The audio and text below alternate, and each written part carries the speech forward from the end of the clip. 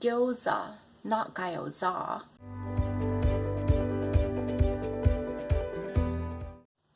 Hi everyone, welcome to my channel. I'm TK. So have you ever been to a Japanese restaurant and just didn't know how to pronounce certain things on the menu? Well, today I'll be sharing 10 common pronunciation mistakes that people make at a Japanese or sushi restaurant and how to pronounce them correctly so that next time you go, you can order with confidence. So first start with the easier ones or the common words that you might already know how to pronounce, and then make my way up towards the more advanced words. So number 1, gyoza. So many people say gyoza, but it's gyoza. They're the pot stickers, the dumplings filled with pork, chicken, vegetables.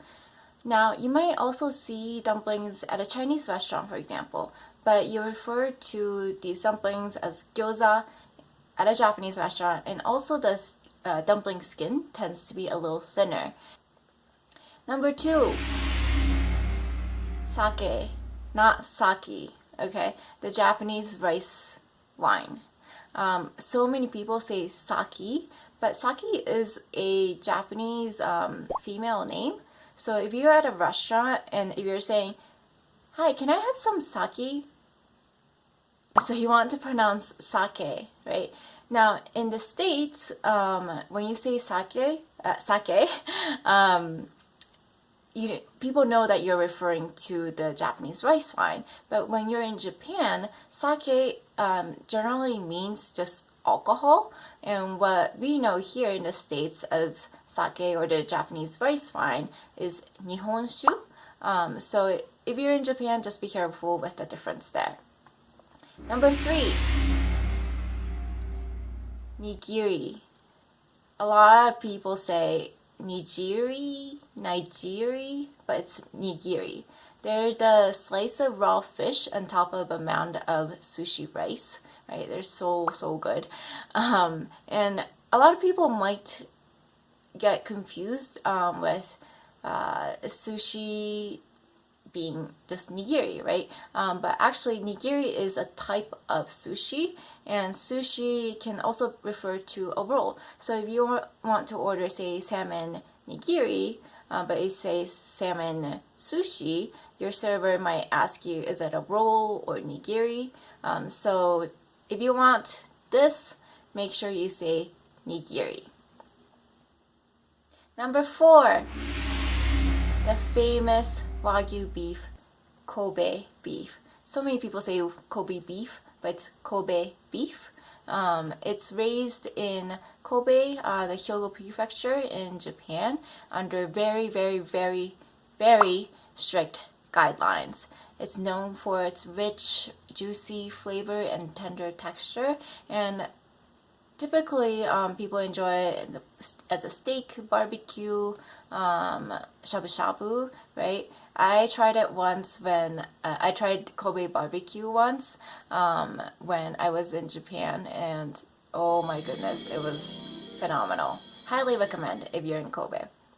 I don't know, there's just something special about Japanese barbecue or yakiniku. It must be the sauce. Oh, sorry, I was talking about the meat. It must be the meat, yeah. Number 5, Shiitake mushrooms, not shiitake mushrooms. My friend the other day said, "Oh, I heard shiitake mushrooms are so good for you." No, they're shiitake mushrooms. Actually, now you see them in Western cuisine as well, so you might already know how to pronounce this, but just to be careful with the pronunciation, it's shiitake mushrooms, and they have this chewy texture and very earthy, distinct flavor. So there are actually a lot of Japanese people who doesn't like shiitake mushrooms, but they're actually really good for you. Give it a try. Number 6, a lot of people, when they look at the menu, say shake nigiri, but it's shake, salmon, right? If you say to your server, "Oh, can I have a shake nigiri or something like that, they probably will understand you. Some servers might just be like, we don't have a milkshake here. So remember to say shake. Number 7,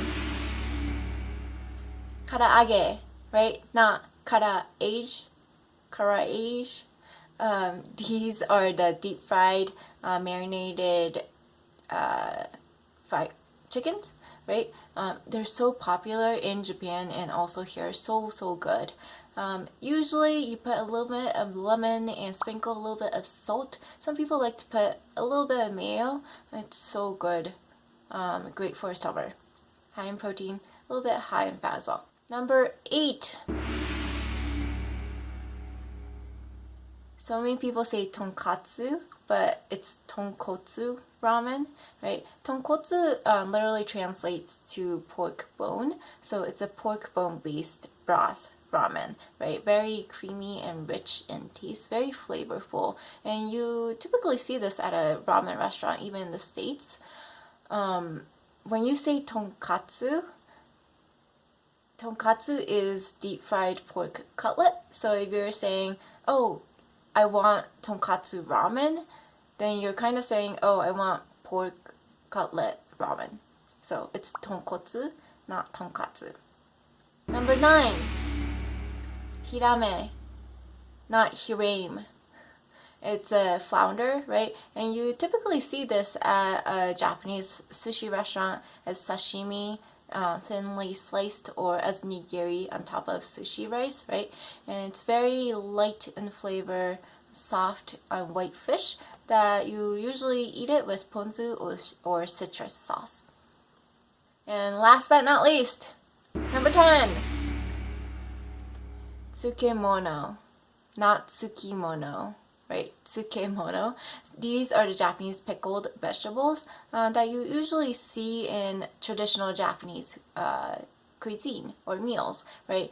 You can eat it as a side dish with rice or as a garnish, or even when you want some sort of food to go along with your sake or alcohol. And there's so many different types of tsukemono in Japan, whether that be asazuke, which is shallow, quick pickled vegetables, or you can see shiozuke, which is a salt-based or salt pickled. And Japanese people pickle literally everything, cabbage, from daikon radish, cucumber, eggplant, anything, literally. And growing up, I didn't really like the taste of tsukemono. They had this distinct smell and flavor, but when I went to Kyoto to try their tsukemono, oh my goodness, life-changing.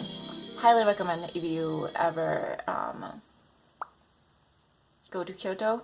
Their tsukemono is just phenomenal. And they're also really good for you. So now we're done with the 10 common pronunciation